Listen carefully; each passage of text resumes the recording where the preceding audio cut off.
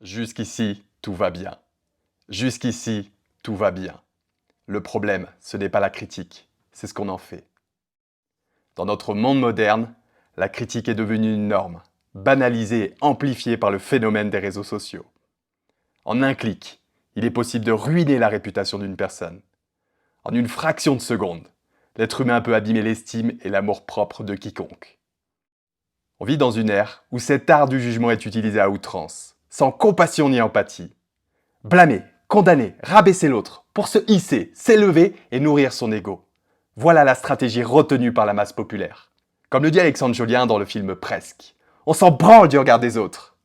Alors comment transformer la critique en un moteur pour avancer dans sa vie ? La critique est inévitable, tout le monde doit se confronter à elle.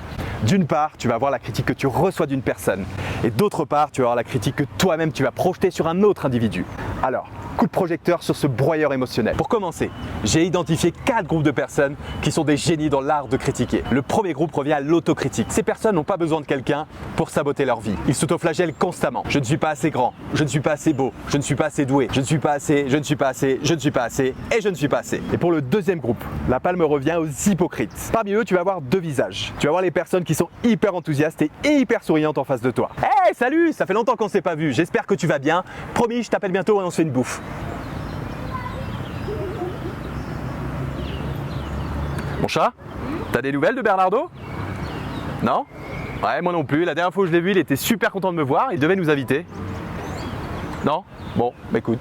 Voilà la première facette des hypocrites. Ils n'agissent jamais. La deuxième facette des hypocrites, ce sont les personnes qui te soutiennent dans tout ce que tu fais à chaque fois qu'ils te voient. Ils font même preuve d'un peu de voyeurisme en observant tout ce que tu publies sur les réseaux sociaux. Mais bizarrement, pas un message, pas un mot d'encouragement, pas un bravo, c'est super ce que tu fais. Et tu sais très bien qu'ils te critiquent par derrière. Et comme le dit la citation, les gens qui parlent derrière ton dos sont à la bonne place, derrière toi. Et dans le deuxième groupe, on va retrouver les frustrés, les envieux et les jaloux. Ces personnes abusent de la critique non constructive. Ils essayent de projeter leur mal-être sur toi pour te faire agir, te piquer et te déstabiliser. Ce sont des individus qui ont une piètre estime d'eux-mêmes et peu d'amour propre. Ils sont souvent englués dans leur passé et n'arrivent pas à avancer dans leur vie. Alors quand ils te voient, toi, oser, avancer, progresser, te fixer des objectifs et les atteindre, être de plus en plus épanoui, ils ont la sensation que tu les dépasses, que tu vas plus loin qu'eux dans la vie. Et ça les enrage de l'intérieur. Ils ressentent alors le besoin de te piétiner, de t'écraser, d'appuyer sur tes failles pour nourrir leur propre estime inexistante et se hisser au-dessus de toi. Il y a aussi ce petit truc là qui est ici, un peu là, un peu partout, qui se nomme l'ego, qui aime être caressé et flatté chez ce genre d'individus, qui bien souvent deviennent esclaves et qui les déroutent de leur chemin de vie. Et ces personnes admirent une partie de toi, mais ils vont pas se l'avouer. Leur ego va leur murmurer le contraire. Et enfin, le quatrième groupe, les critiques constructives. Ce profil de personnes, en minorité, sont souvent pourvus d'une bonne intention pour toi. Ils veulent que tu t'améliores dans un domaine, ils t'expriment leur point de vue et te partagent leurs compétences et connaissances afin que tu deviennes meilleur. Ils accompagnent leurs critiques d'exemples concrets, d'arguments pour que tu saisisses les axes de progrès précisément. Et je vais même faire émerger un 5e groupe, à la fois utopique mais bien réel, notamment dans les pays nordiques qui cultivent la valorisation de l'autre. Il poursuit les mêmes logiques que la critique constructive et en plus on va appuyer sur les points positifs de la personne de façon spécifique et sincère. Lorsque tu formules une critique auprès d'une personne, il s'agirait également d'appuyer sur ce qu'elle sait faire de bien. Par exemple, en communication, lorsqu'une personne s'exprime en public face à un groupe d'individus, tu pourras lui émettre la critique qu'elle ne met pas assez de rythme et d'intonation dans sa voix. Mais aussi, tu pourras appuyer sur les aspects positifs de sa communication. Par exemple, qu'elle a une bonne posture, qu'elle se tient bien face à son public, qu'elle est également bien synchronisée, qu'elle regarde l'ensemble de ces individus à qui elle s'adresse, qu'elle a également une façon de communiquer qui est claire, précise et avec une bonne élocution. Et là, tu pourras créditer son capital confiance. Et maintenant, j'aimerais te parler de mon rapport à la critique. Quand j'étais plus jeune, une critique pouvait m'anéantir pendant quelques jours. Je détestais la critique parce que j'avais ce désir de plaire à tout le monde et d'être parfait aux yeux des autres. La raison, une faible confiance en moi qui, à chaque fois que je recevais un reproche, venait grignoter petit à petit mon capital confiance. En grandissant, j'ai appris à être vulnérable, à accepter d'être imparfait et à commettre des erreurs pour m'améliorer. Et waouh, quelle délivrance! Je me détache petit à petit du regard et du jugement des autres et je peux désormais emprunter le chemin de ma progression. Maintenant, j'apprends à danser avec la critique. La critique, je l'accueille, je l'accepte, je danse avec elle et je la laisse plus m'atteindre.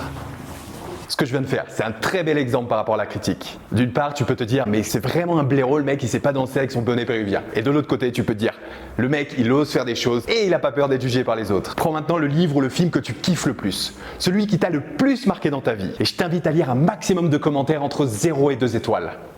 Alors, qu'est-ce que tu penses de toutes ces critiques? Pour ma part, j'ai été voir les critiques du film Avenger, un blockbuster qui a connu un gros succès mondial. J'ai pu lire scénario léger, personnage ringard, humour bateau. Conclusion, que tu sois la personne la plus brillante, la plus généreuse au monde ou à l'inverse, que tu enchaînes les échecs et que tu foires tout ce que tu entreprends, tu auras toujours au moins une personne qui te balancera son venin de façon injustifiée et infondée sur toi. Si la critique est constructive, je prends le temps de l'analyser et je décide de l'exploiter ou non, si je juge qu'elle est bénéfique pour moi. À présent, écoute ton cœur et pas les gens. Ne laisse personne t'atteindre et fissurer ton amour-propre. Ose être toi-même, ose être vulnérable et imparfait, ose vivre une vie qui te ressemble, customisée à 100% pour toi. Ne travestis pas ta personnalité pour plaire à tout le monde, car tu plairas à tout le monde sauf à toi-même. Reste fidèle à toi-même et aligné avec tes valeurs. Fixe-toi des objectifs et mets en place des plans d'action pour les atteindre. Et danse une belle valse avec les critiques qui vont surgir dans ta vie. Parce que maintenant, tu connais les fondations d'une critique. C'est l'heure maintenant du coaching time. Je t'invite à prendre un papier et un crayon. Et pour le premier exercice, on va faire ressortir ensemble les 10 bénéfices pour toi et pour les autres à court, moyen et long terme dans tous tes domaines de vie d'être critiqué.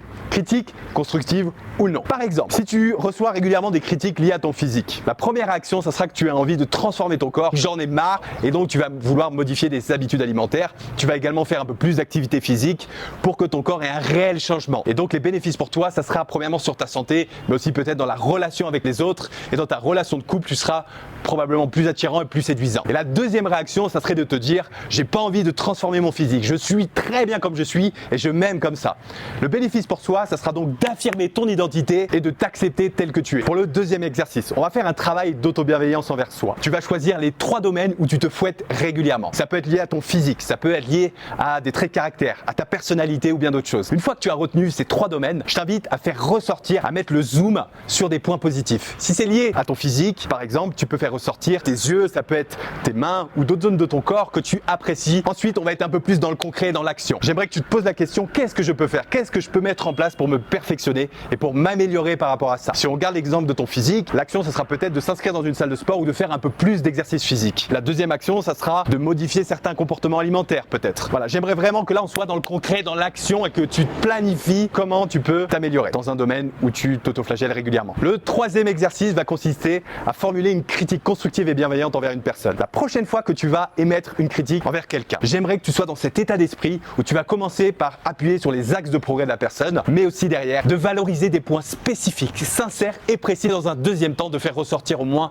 3 points positifs que la personne sait bien faire dans ce contexte. Et en bonus, pour les personnes qui aiment se challenger et se dépasser un petit peu plus, tu vas devoir valoriser une personne inconnue dans la rue, dans la salle de sport ou même au travail de façon précise, spécifique et sincère. Si par exemple tu souhaites lui faire un compliment sur sa tenue vestimentaire, eh ben, tu vas peut-être regarder ses chaussures et lui dire que tu trouves que ses chaussures ont une belle couleur ou qu'elles sont stylées ou bref, faire un compliment de façon très très localisée. Et le deuxième challenge, c'est tout simplement de se séparer, de se défaire du jugement et de regard des autres. Et pour ça, tu vas te mettre dans une place où il y a du monde, une place publique, ça peut être dans un transport en commun ou une place qui rassemble du monde. Et je t'invite à faire une action, tu peux danser, tu peux chanter, crier, de sorte à ce que tu attires sur toi les regards et donc tu te détaches de ce fameux jugement des autres.